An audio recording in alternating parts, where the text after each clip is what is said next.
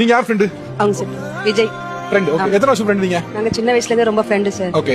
School படிச்சது college எல்லாமே நாங்க எல்லாம் ஒண்ணா படிச்சது தான் சார். எங்க ரெண்டு பேருக்கு லவ் மேரேஜ் தான் சார். அவங்க ஃப்ரெண்டுன்னு என்கிட்ட ஃபர்ஸ்ட் இன்ட்ரோடியூஸ் பண்ணாங்க. லவ் பண்ணும்போதே ஃப்ரெண்டுன்னு சொன்னாங்க. ஆனா போக போக பாத்தீங்கன்னு சொன்னா பொண்ணுங்களுக்கே உள்ள ஒரு பொசசிவான கேரக்டர் பொண்ணுங்களுக்கே நார்மலா இருக்கும்.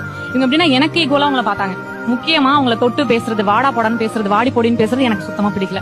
இன்னொரு முக்கியமான விஷயம் என்னன்னா, லவ் பண்ணும்போது ஓகே சார், அப்ப கூட எனக்கு தெரியாது, வேற வேற வீட்ல இருந்தோம். மேரேஜ் பண்ணியும் பாத்தீங்கன்னா காலையில பண்ற ஃபர்ஸ்ட் மெசேஜ் அவங்க மெசேஜா தான் இருக்கும்.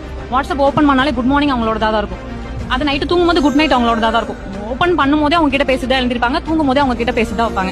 மாடி போடின்னு பேசுறது, இவங்க வந்து அடிக்கிறது, அவங்க இதை சாப்பிட்டுட்டு இருந்தா தட்டுல வந்து எடுத்து சாப்பிடுறது, அது நான் தானே சார் சாப்பிடணும்.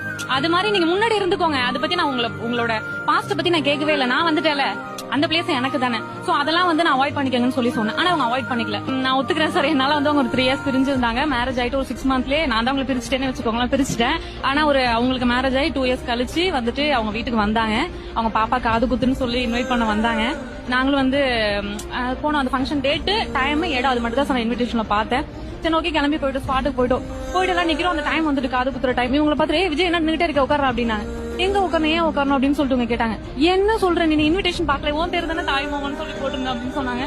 அந்த மொமெண்ட் வந்து உண்மையா சொல்றேன், நான் ரொம்ப எப்படி சொல்றேன்னு தெரியல, எக்ஸ்போஸ் பண்ண தெரியல. சிறுபால் அடிச்ச மாதிரி இருந்துச்சு எனக்கு. இவங்க ரிலேஷன்ஸ் போய் பிரிச்சிட்டோமேன்னு சொல்லிட்டு ரொம்ப சங்கடப்பட்டேன் நான். அவ்வளவு கஷ்டமான சூழ்நிலை. நிறைய டைம் நான் வந்து உஷாட்ட கேட்டிருக்கேன்.